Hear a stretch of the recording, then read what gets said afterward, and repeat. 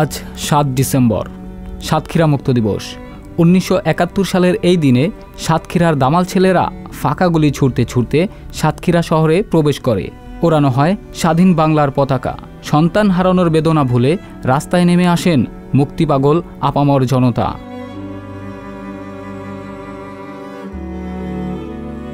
১৯৭১ সালের ২ মার্চ সাতক্ষীরা শহরে পাকিস্তান বিরোধী মিছিলে রাজাকারদের গুলিতে শহীদ হন আব্দুর রাজ্জাক। আর এখান থেকেই শুরু হয় সাতক্ষীরার দামাল ছেলেদের মুক্তিযুদ্ধে অংশে নেওয়া।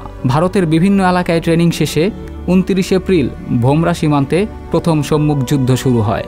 এ সময় পাক সেনাদের ২ শতাধিক সৈন্য নিহত হয়। ১৭ ঘণ্টাব্যাপী এই যুদ্ধে শহীদ হন ৩ জন, আহত হন আরও ২ জন মুক্তিযোদ্ধা।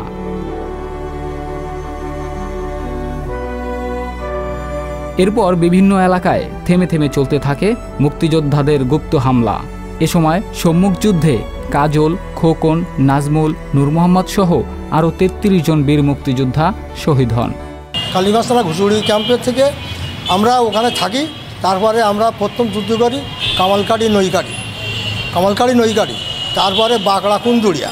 ওখানে যুদ্ধে একজন আমাদের মুক্তিযোদ্ধা মানে গুলি লাগে তলপেটে, ওনাকে ভারতে পাঠানো হয়। তারপরে সর্বশেষ যুদ্ধ ব্যাংদা সরাবপুর, ওখানে একটানা ৬ দিন যুদ্ধ হয়।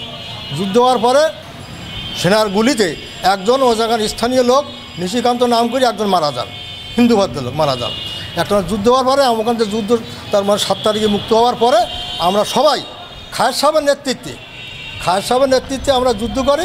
নেতৃত্বে শেষ হওয়ার পরে আমরা ৭ তারিখে আমরা সাতক্ষীরা উঠি আমরা সব বহু দল এক জায়গায় আমরা ওই কোর্ট চত্বরে আমরা কোর্ট ঘেরা করি, পতাকা উত্তোলন করি এবং ওইখানে ঘেরাও করি। যুদ্ধ করার অবস্থায় আমাদের আর্মস অ্যামিউনিশন সব ফুরাই যায়। তখন আমাদের কমান্ডার ছিল কাজী রিয়াজ সাহেব, উনাকে পাঠিয়ে দেন বেতেরডাঙ্গিতে, তুমি কিছু আর্মস অ্যামিউনিশন নিয়ে এসো। আমি চলে যাই কুরিয়ারের মাধ্যমে। ওই আর্মস অ্যামিউনিশন বেতেরডাঙ্গি থেকে আমি যখন পার হই সাগদা ব্রিজের কোণে, মানে বীরপ্রতাপ এবং সাগদা ব্রিজের কোণে রাজাকারের একটা ক্যাম্প ছিল এবং ইন্ডিয়া পাকিস্তান আর্মির একটা ক্যাম্প ছিল। ওই ক্যাম্পটা শুনলাম যে যখন রেখিটা করে রাস্তা পার হয়ে যাচ্ছি তখন বলছে ভাই ও তো চলে যাচ্ছে।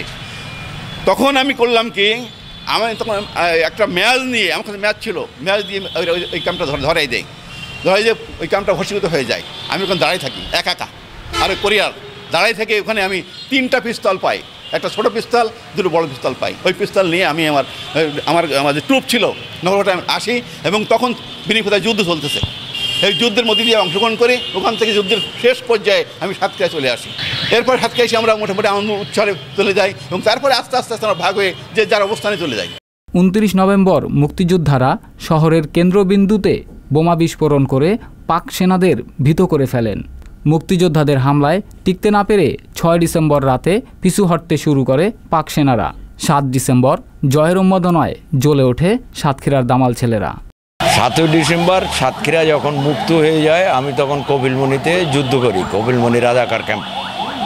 যুদ্ধ করার পরে ৯ ডিসেম্বর আমি সাতক্ষীরা এসে দেখি সাতক্ষীরা স্বাধীন হয়ে গেছে। ৭ ডিসেম্বর সম্পর্কে বলতে গেলে প্রথমে আমরা একদম সাতক্ষীরার নিকটে, অর্থাৎ আমরা বক্সারার নিকটে থাকি। ওখান থেকে আমরা লোক পারবার শুনতে পাই যে খানেরা সব চলে যাচ্ছে। আমরা সাথে আমরা ১০-১১ জন যে আমাদের ট্রুপ ছিল, এই ১০-১১ জন আমরা সাথে সাতক্ষীরার মধ্যে চলে আসি। সাতক্ষীরার মধ্যে চলে এসে প্রথমে আমরা কোর্টে যাই। কোর্টে গিয়ে ওখানে প্রথমে পতাকা তুলি। তারপরে বিভিন্ন জায়গা থেকে সমস্ত সব মুক্তিযোদ্ধারা এক এক করে আসতে থাকে। যেমন মেটিডাঙ্গাতে আসতে থাকে, কলরত থেকে আসতে থাকে, তারপরে আলিপুরতে আসতে থাকে। এই চারদিকটা এসে তখন মোটামুটি সাতক্ষীরা সব মুক্তিযোদ্ধার দখলে চলে যায় এবং ওখান থেকে সবাই আনন্দ উৎফুল্ল করে মোটামুটি ৭ ডিসেম্বর আমরা আজও পালন করতেছি, এখনও পালন করে যাচ্ছে। স্বাধীনতার ৫০ বছরেও জেলার বধ্যভূমিগুলো অরক্ষিত রয়ে গেছে। এখনও অনেক মুক্তিযোদ্ধা পরিবার দারিদ্র্য সীমার নিচে অবস্থান করছে। তাছাড়া যথাযথ সম্মানও পাচ্ছেন না তারা। আজও পর্যন্ত সঠিকভাবে বধ্যভূমি নির্ধারণ হয়নি এবং মুক্তিযোদ্ধাদের যথাযোগ্য মর্যাদা কিন্তু এখনো আসেনি। আমরা লজ্জিত হয়ে যাই। দীর্ঘ ৫০ বছর পার হতে চলল, এখনো পর্যন্ত মুক্তিযোদ্ধারা তাদের যথাযোগ্য মর্যাদা পাচ্ছে না। যে সমস্ত মুক্তিযোদ্ধা আজ আমাদের মাঝে নেই, আমাদের ছেড়ে চলে গেছে, মারা গেছে, তাদের পরিবাররাও পরিবারের সদস্যরা সত্যি খুব অবাঞ্ছিত। তারা অধিকাংশ দরিদ্র এবং বাংলাদেশের দরিদ্র সীমার সবচেয়ে নিচে স্তরে যে অবস্থান থাকে সেখানেই কিন্তু অধিকাংশ মুক্তিযোদ্ধা পরিবার অবস্থান করছে। তাই আজকে দীর্ঘ 50 বছর পরে আমি বলতে বাধ্য হচ্ছি, শুধু সাতক্ষীরা নয়, দেবাটা নয়, সাতক্ষীরা জেলা নয়, সমগ্র বাংলাদেশে মুক্তিযোদ্ধাদের যথাযোগ্য মর্যাদা দেওয়ার জন্য আমি এই বর্তমান আওয়ামী লীগ সরকার তথা বঙ্গবন্ধুর দেশে শেখ হাসিনার এই সরকারকে আমি আহ্বান জানাচ্ছি। বিজয়ের মাস ডিসেম্বর, এ মাসে 7 তারিখে সাতক্ষীরা মুক্ত দিবস।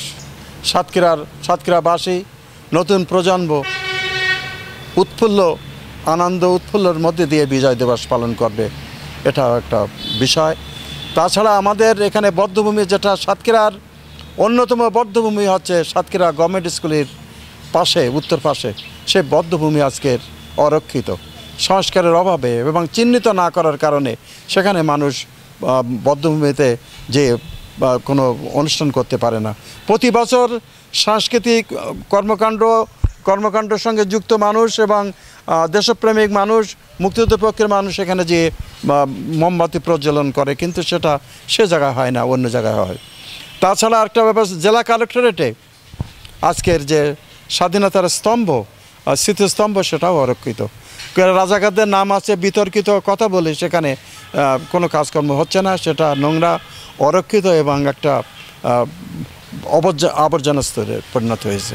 সাতক্ষীরা মুক্ত দিবস উপলক্ষে বিভিন্ন কর্মসূচি গ্রহণ করা হয়েছে বলে জানিয়েছে জেলা প্রশাসন।